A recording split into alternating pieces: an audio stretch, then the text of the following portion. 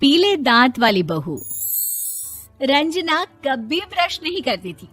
उसे कितनी बार उसके माँ बाप ने डांटा, लेकिन उसका कोई असर उस पर होता ही नहीं था, जिस कारण से उसके दांत पीले पीले हो जाते हैं।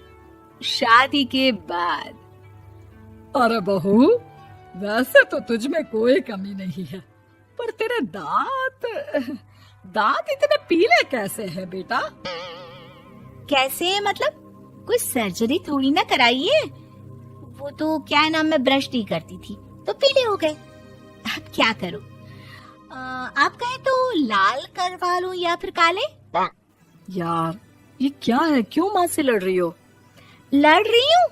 अरे मैं लड़ रही हूँ या ये बोल रही है कि दांत पीले हैं, पीले। अरे तपस्या थोड़ी ना की है इन्हें पीले करने के लिए। बकायदा ब्रश नहीं किया है 20 साल तक, तब जाकर।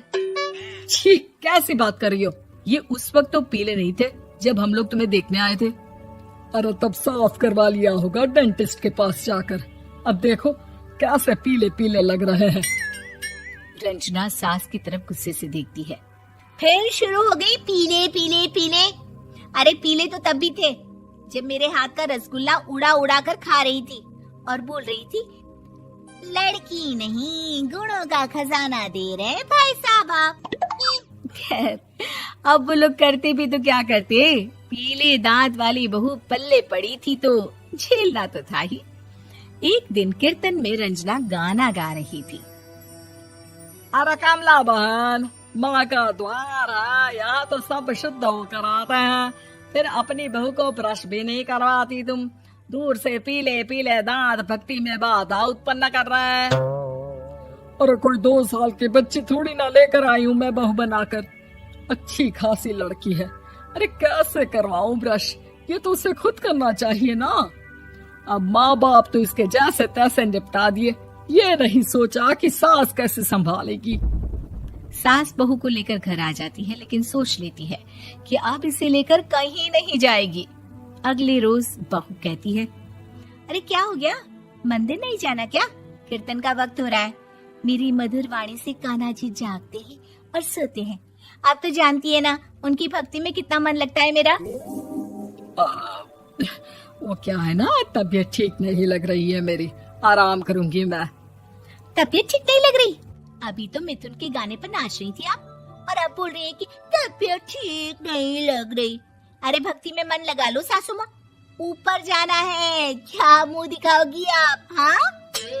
सास को बहू की बात पर गुस्सा आ जाता है। मैं क्या मुंह दिखाऊंगी, इसकी चिंता तो ना कर, समझी? अपने मुंह की चिंता कर, जो ये पीले पीले दांत लेकर हर जगह पहुंच जाती है। पता है लोग कितना मजाक बनाते हैं। ना जी ना, मैं नहीं जाना कहीं तेरे साथ। तो ये बात है, कोई ना, मत जाओ, मैं अपने कमरे में ही बैठकर भक्ति कर लूंगी।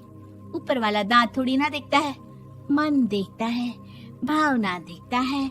और अरे बस बस, तू सब कुछ दिखा, बस ये सफेद चमकदार दांत ना दिखाना किसी को, है? जा यहाँ से।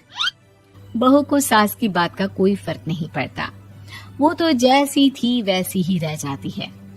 सुबह नहाकर किचन में खाना बनाना, फिर खाना खाना, कीर्तन भजन करना और सो जाना। एक दिन, माँ जी मैं सहेली के घर जा रही हूँ, शाम को लेट आऊंगी। हाँ हाँ तो जाना, मैंने कौन सा तेरी आरती करनी है घर पर बैठकर। रंजना सहेली के घर जाती है, जहाँ वो पार्टी में जाने की तैयारी कर रही होती है। अरे शिखा, कहाँ जाने की तैयारी कर रही है? मैं गलत वक्त पर आ गई क्या? अरे नहीं यार, उल्टा सही वक्त पर आ गया। मैंने ये साड़ी और ज्वेलरी निकाली है यार, शाम को इनके ऑफिस की एक पार्टी में जाना है। बताना कैसा लग रहा है ये सब? नहीं यार, इस ड्रेस के साथ तो वो वाली ज्वेलरी अच्छी लगेगी। हाँ हाँ सही बोल रही है, मैंने ध्यान ही नहीं दिया। वैसे तो हमेशा से मस्त फैशन सेंस रखती है। तो बड़ा जाती होगी ना पति के साथ पार्टी में। रंजना कुछ नहीं बोलती, बस सोचती है कि यार काश ये बात सही हो जाती, पर मैं क्यों नहीं जाती पार्टी में? क्या इन लोगों की कोई पार्टी होती नहीं होगी? रंजना घर आती है और रात में पति से सवाल करती है, एक बात बताइए, आप मुझे किसी पार्टी में क्यों नहीं ले जाते? क्या आपकी यहाँ ऑफिस में पार्टी नहीं होती? पति बेचारा क्या कहता कि दांत पीले हैं तुम्हारे इसलिए। अरे कोई पार्टी होती नहीं हम लोगों के ऑफिस में, तो कहाँ से लेकर जाऊं? और मार्केट, मॉल, कहीं वीकेंड घूमना, कहीं तो। अरे यार, सारे हफ्ते में एक छुट्टी मिलती है, तो सोचता हूँ कि आराम ही कर लूं। क्यों? रंजना मन मार के रह जाती है। पहले कभी सास के साथ मंदिर जाया करती थी, लेकिन वो भी सास ने ले जाना बंद कर दिया। घर बैठी बैठी रंजना बोर हो जाती है। तभी उसे आइडिया आता है और वो मायके जाने का सोचती है। सासू माँ, 2 दिनों के लिए मम्मी के घर जा रही हूँ। अच्छा ठीक है, आराम से जा। और हाँ, माँ से कुछ अच्छी आदत सीख कर आना कि कैसे शरीर के हर भाग की तरह दांतों की सफाई भी जरूरी होती है, समझी? शुरू हो गई ना आप। वो लोग आपकी तरह नहीं है कि छोटी छोटी बात का बतंगड़ बना दे। उन लोगों के लिए मैं मायने रखती हूँ, ना कि मेरे पीले पीले दांत।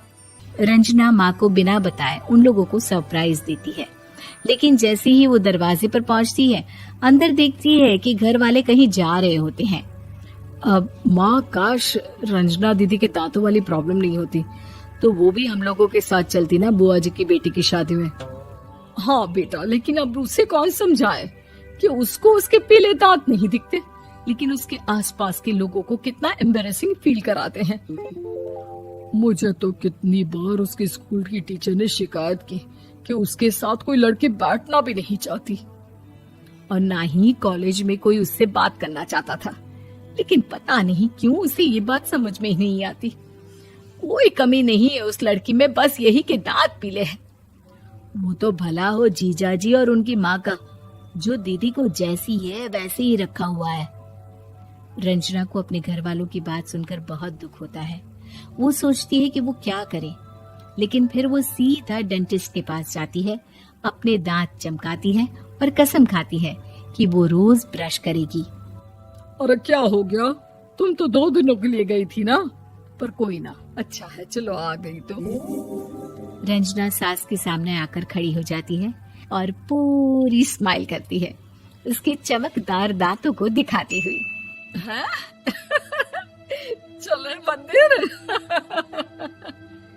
माँ, मुझे माफ कर दीजिए, मैंने आप लोगों को बहुत एम्बैरेसिंग फील करवाया। मैं आज से रोज ब्रश करूंगी।